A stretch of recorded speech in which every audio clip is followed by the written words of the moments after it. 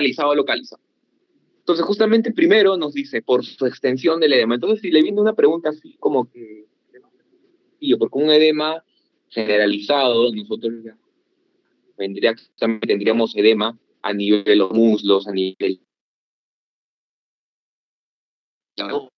en cantidades que básicamente debería ser el ejemplo. Ahí hablaremos de un cuadro generalizado. Pero entonces, por su extensión del edema, tu clave vendría a ser entre generalizado o localizado, ¿verdad? O sea, un versus entre ellos. Obviamente, si te dice miembros inferiores y pelar y ¿no? O sea, bien como te estoy mencionando a nivel de esta zona, ¿no? Bueno, hablaremos de edema, perdón. Esta paciente está teniendo justamente un cuadro. Dentro de la parte de insuficiencia venosa crónica, nosotros hablamos de varias características que van a tener los pacientes. Van a tener varias sintomatologías y unas escalas, justamente, criterios, no criterios diagnósticos, sino unas escalas de clasificación. Pero básicamente la parte fisiopatológica va a hacer referencia a esto de acá que te voy a explicar. Primero, tienes que recordar un concepto importante. Primero, tienes que recordar que la sangre va a ir de mayor presión a menor presión. ¿Sí? Es por ello que el sistema venoso recorre desde miembros inferiores para que llegue, en este caso, a nivel del corazón, ¿verdad? ¿No es cierto? Ahora, por ejemplo, mira, llega a estos niveles, ¿verdad? A nivel de las aurículas, ¿verdad? Al nivel de la aurícula derecha llega el sistema venoso, venas cavas superiores, venas cavas inferiores y seno venoso coronario, ¿no es cierto? Ahora, tienes que recordar eso. ¿Qué es lo que pasa en los pacientes con insuficiencia venosa crónica? Estos pacientes hacen algo llamado incompetencia valvular. A nivel de los miembros inferiores, nuestras venas tienen unas válvulas que permiten un flujo unidireccional. Eso quiere decir que cuando la sangre, como puedes ver en esta imagen, mira, ves el límite inferior, el límite superior, que está expresado en P1, P2, y ves cómo la sangre, que lo ves en este esquema, va a ir ascendiendo. Y esto que está de azul de acá, esto de casca azul de acá, es justamente la válvula, ¿no es cierto? Es la válvula, y esto asciende, ¿verdad? Ahora, esta válvula impide de que haya un recorrido bidireccional, ¿ok? Impide de que la sangre que subió regrese, como tú puedes ver acá. Pero hay factores de riesgo como el envejecimiento, el embarazo, la obesidad, tratamientos hormonales, permanencia prolongada de pie, que va a hacer que justamente los pacientes aumenten la presión a nivel abdominal. Por ende, va a superar la presión de los miembros inferiores, generando que la sangre ya no vaya en esta dirección ascendente, ¿verdad? Esto con el tiempo puede generar algo llamado una incompetencia valvular, perdón. Incompetencia valvular, ¿ok? Una incompetencia valvular. Ahora, una incompetencia valvular te va a generar que la válvula ya no funcione. Entonces, si yo te decía, por ejemplo, que tú tenías que el flujo era así y así, o sea, ascendente, ahora al tener la incompetencia valvular, la sangre que sube va a poder regresar, ¿sí o no? A diferencia de que cuando estaba normal, ¿no es cierto? Eso es lo que tienes que tener en cuenta. Tienes justamente factores de riesgo, ¿ok? Tú tienes factores de riesgo. Básicamente estos pacientes te lo pueden describir con varices también, que justamente vamos a tener estas características, las venas varicosas, ¿no? Que son venas superficiales, ¿no? Que tienen unas características dilatadas, avolutadas, tortuosas, ¿no? Menores a 3 milímetros, ¿ok? Eso para que tengas en cuenta, para que tengas en cuenta justamente las causas. A ver, voy a responder a una de las preguntas que me han hecho, porque justamente vamos a pasar a la simbología de la piel, pero eso es básicamente lo que tienen que tener en cuenta. Etiopatogenia, bueno, el término exacto podría venir a ser que el paciente está sufriendo un cuadro de éxtasis a ese nivel. ¿Sabes por qué?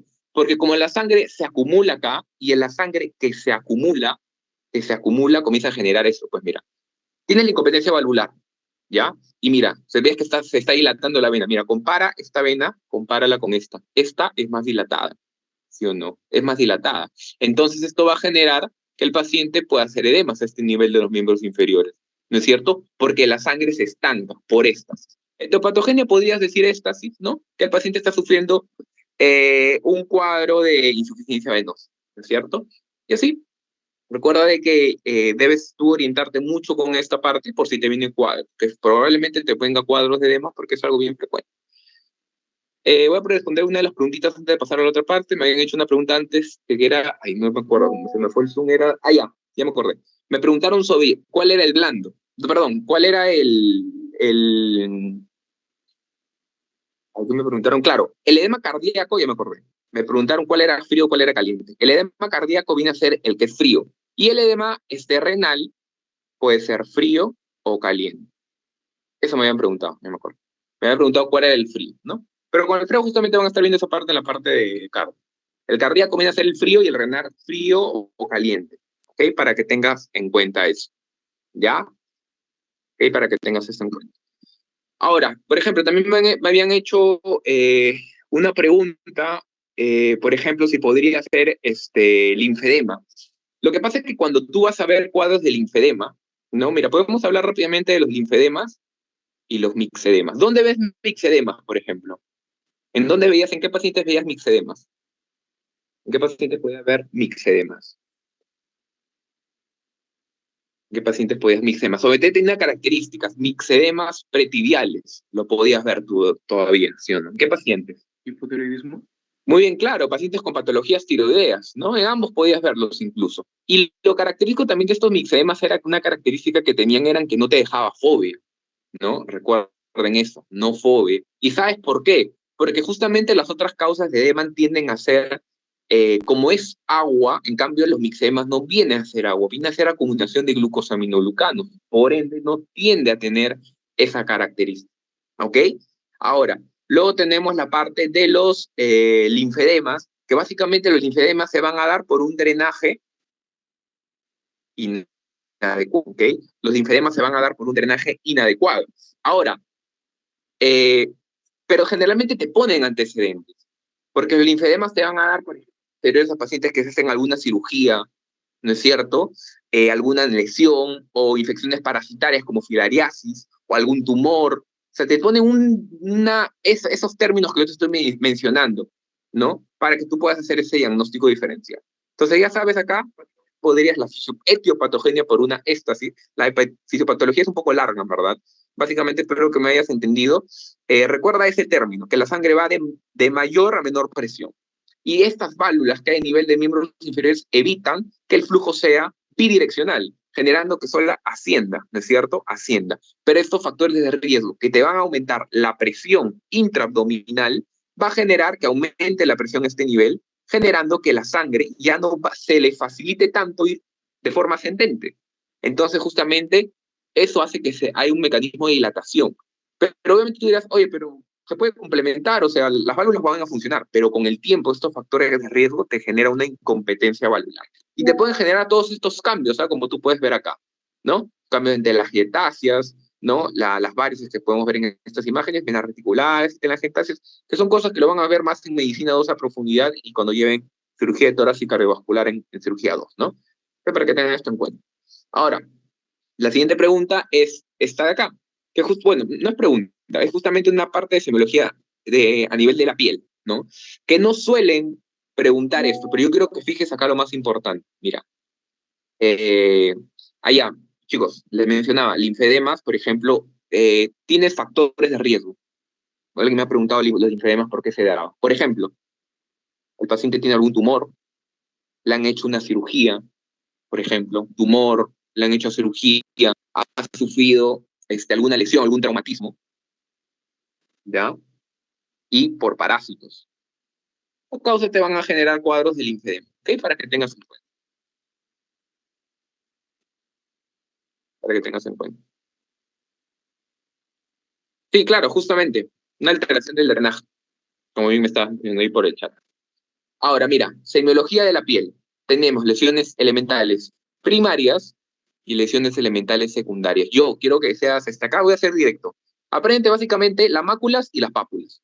Y acuérdate ya las primarias, por ejemplo, placa, mácula, nódulo, no te van a preguntar mucho más de acá, no suelen preguntar eso, pero lo he metido por si acaso, por si se les da ahora por preguntar esta parte.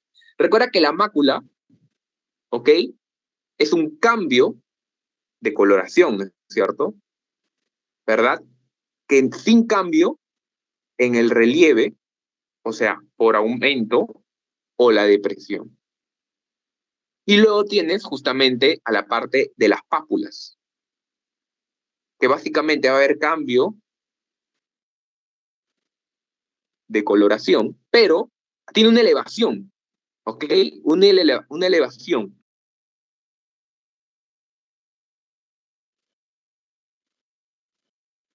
Que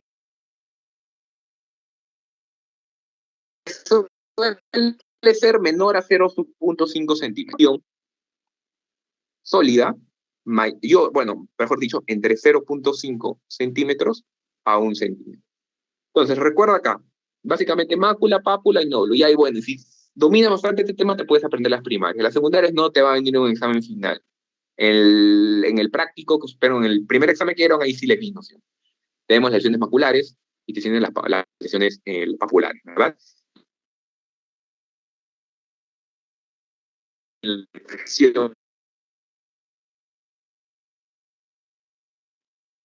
tiene una elevación mayor a 0, perdón, menor a 0.5 centímetros, a diferencia del nódulo, que es una lesión sólida, que va entre 0.5 a 1 centímetro. Ahí está. Con eso es suficiente en la parte de semiología de la piel para que tengas en cuenta por frecuencia si es que te podrían preguntar esta pregunta. ¿Okay? A ver, chicos, les dejo con Piero, que justamente va a estar hablando de síndrome febril.